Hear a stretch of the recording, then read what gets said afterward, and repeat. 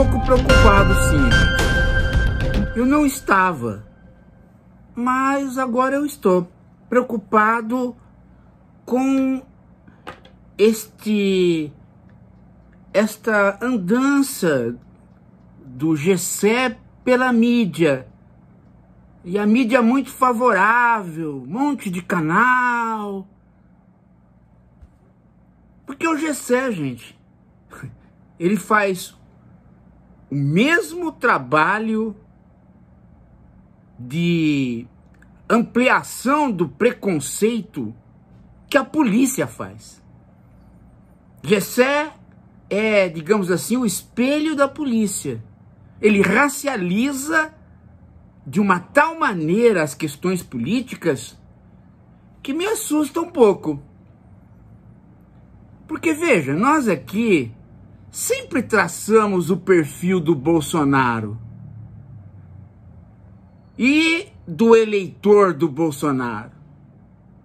E usávamos de categorias da sociologia e da filosofia social. O ressentido, o perdedor, é tipicamente né? Alguém que se dirige para o campo da direita quando a direita passa a ser antissistema. Isso é característico nos Estados Unidos, também aqui. Agora, de repente, aparece um Gessé que começa a dizer que esse perdedor, esse ressentido, é o branco pobre. E aí ele racializa um tema, um diagnóstico, uma sociologia que não precisa ser racializada, não deve e não tem legitimidade teórica para tal.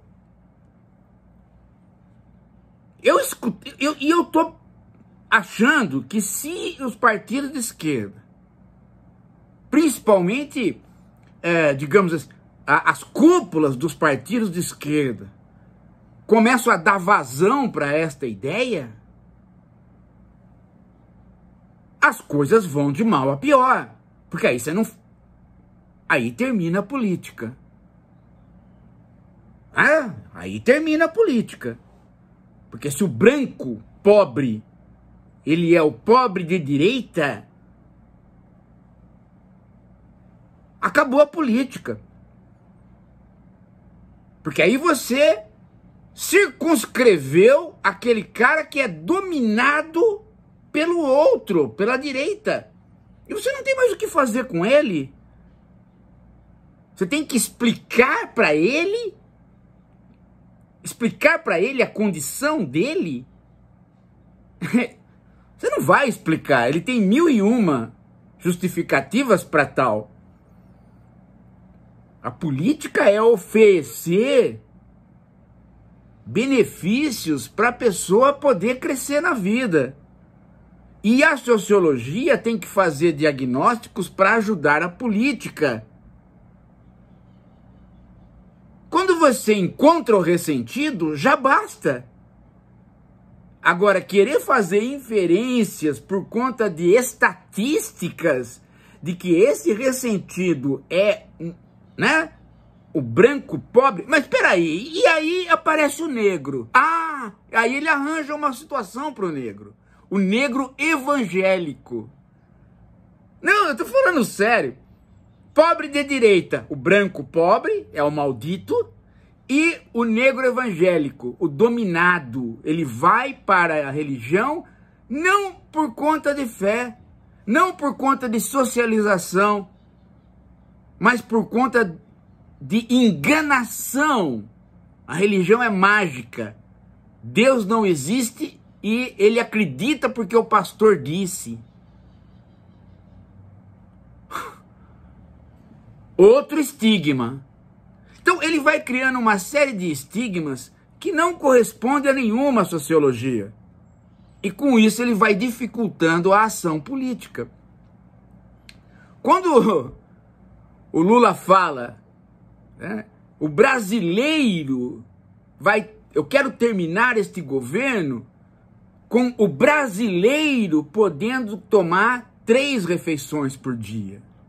Isso é sociologia, isso é política. Agora, já pensou se o Lula fala assim? E o meu medo é que o Lula nunca vai falar assim, mas já imaginou se as pessoas do PT começam a endossar? O branco pobre vai almoçar, vai comer 3 vezes por dia. O preto evangélico vai sair desta dominação. Vocês já imaginaram? Hã? Vocês já imaginaram a completa racialização da política e, portanto, uma barreira inexpugnável entre quem faz o discurso e quem recebe? Essa história, gente, de pobre de direita, com essa divisão que ele está fazendo, se isto entrar nos partidos de esquerda, se isso montar os documentos da esquerda, sinceramente, gente, isso pode ser o fim da política de esquerda no Brasil.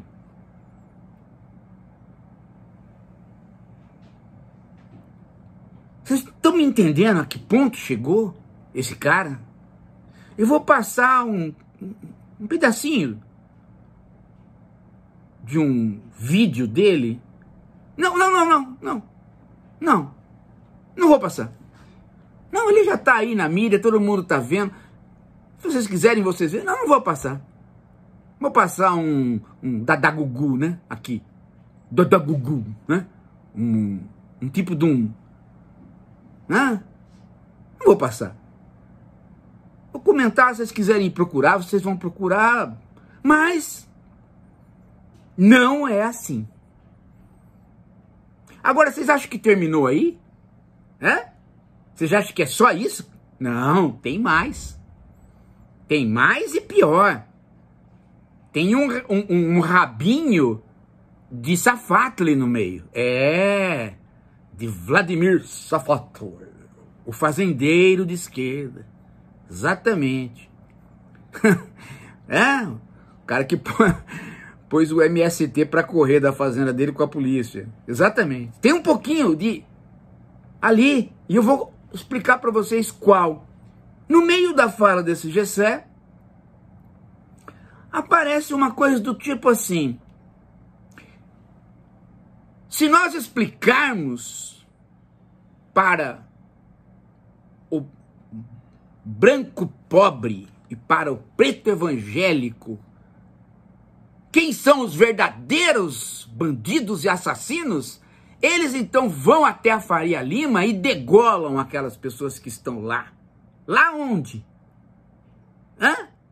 Lá onde? Primeiro, lá onde, né? Vão degolar algoritmo. Segundo, vão invadir a bolsa e matar os funcionários. Terceiro, vão começar a criminalizar a atividade econômica no Brasil.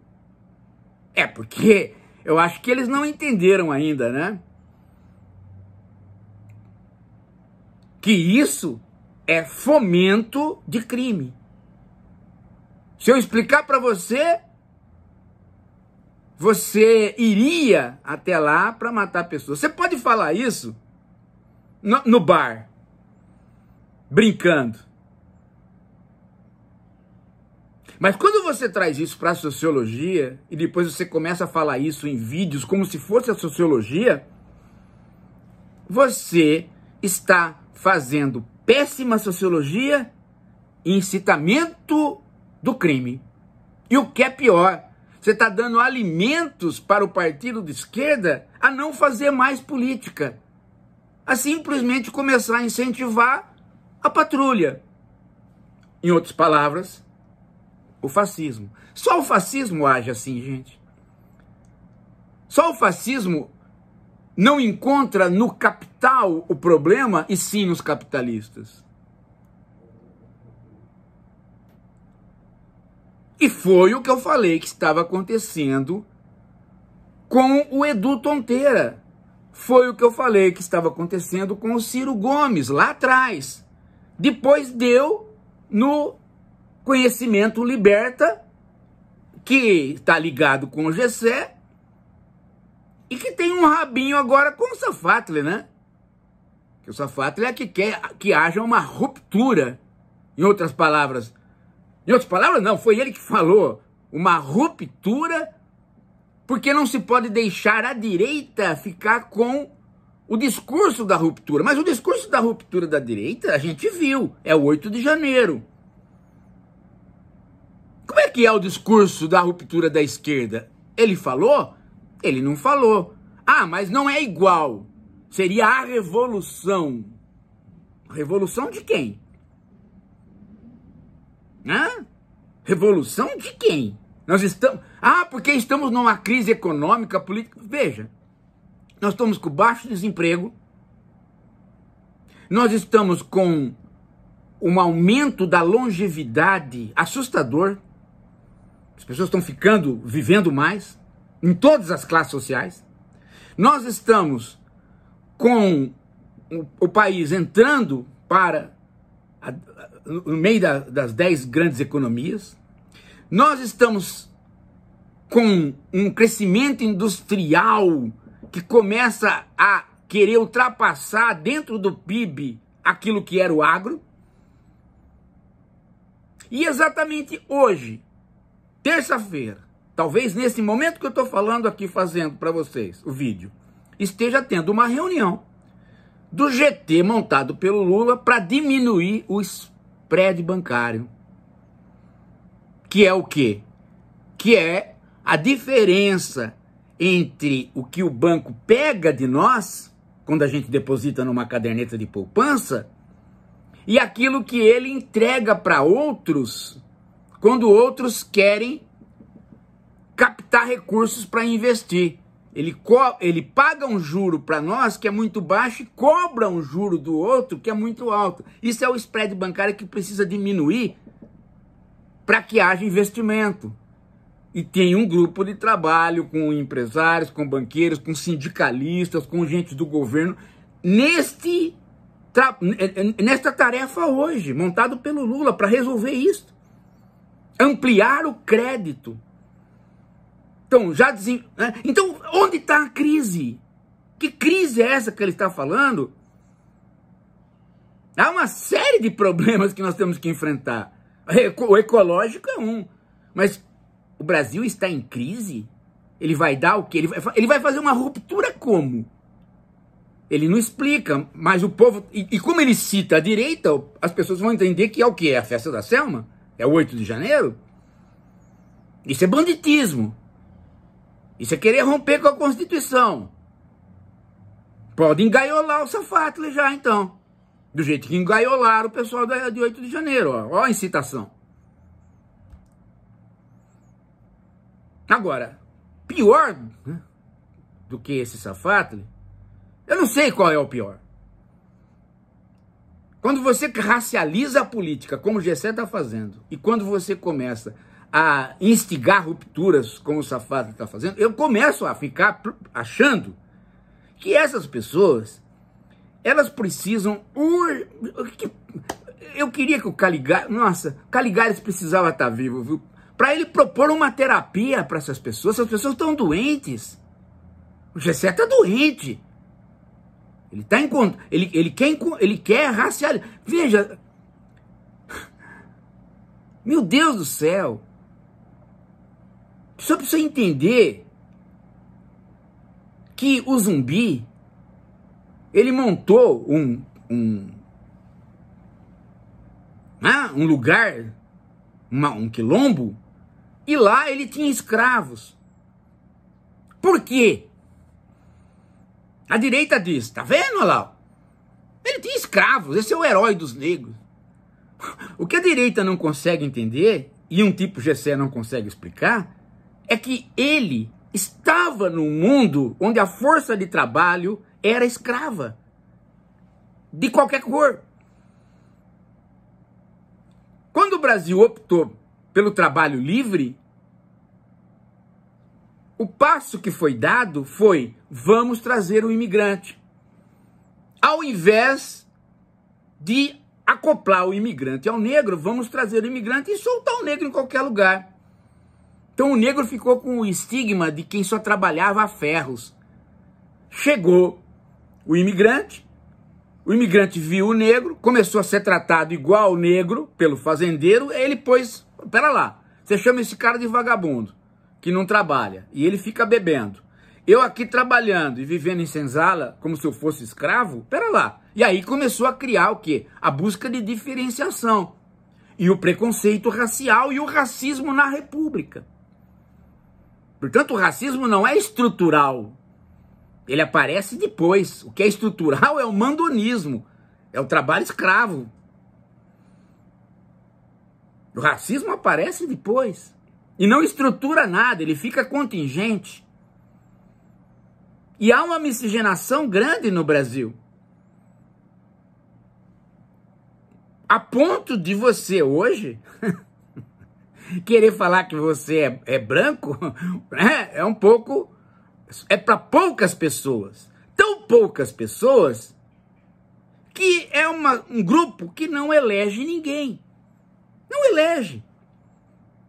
É preciso você ter mais gente. Então aí o Gessé vai lá no Nordeste, onde o Lula foi bem votado, descobre que são pobres. Então agora não sei o que fazer com a minha tese, porque o culpado era o pobre de direita. Agora encontrei um monte de pobre que fez o Lula ganhar a eleição. Então como é que eu faço? Eu tenho uma saída. Todos eles são meio escurinhos. Então é o preto pobre que está dando voto pro Lula, mas vai parar de dar. Por quê? Porque a igreja evangélica vai dominá-lo, e já está dominando.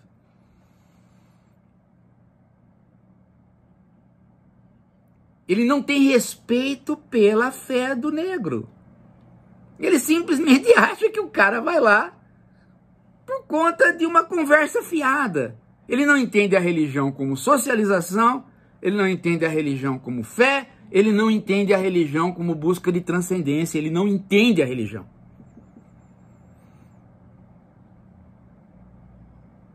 E essa racialização, o branco pobre maldito e o preto pobre dominado, e não entender que o ressentimento ultrapassa grupos raciais, que é o problema do ressentimento e o problema da não oportunidade, e que é isso que tem que ser combatido, e ele começar a insistir nessas teses de racialização dele e o outro lá em ruptura, isso, gente, não é política. Isso é a política do Pondé, que diz que a política é violência. Mas a política não é violência. Ela não é o que o Pondé fala, ela não é o que o Gessé diz que pesquisa, ela não pode ser aquilo que o Safatli diz que é o caminho. Até porque buscar caminhos, encontrar o caminho, uma pessoa como o Safatli não tem aptidão para tal, dado que a namorada dele, a ex-namorada, disse que como ele ia encontrar o caminho da revolução, se ele não conseguia encontrar o caminho do grelo dela. Parem, gente, vamos parar. Vamos parar. Essas três figuras, elas vão levar para uma situação difícil. Não é bom.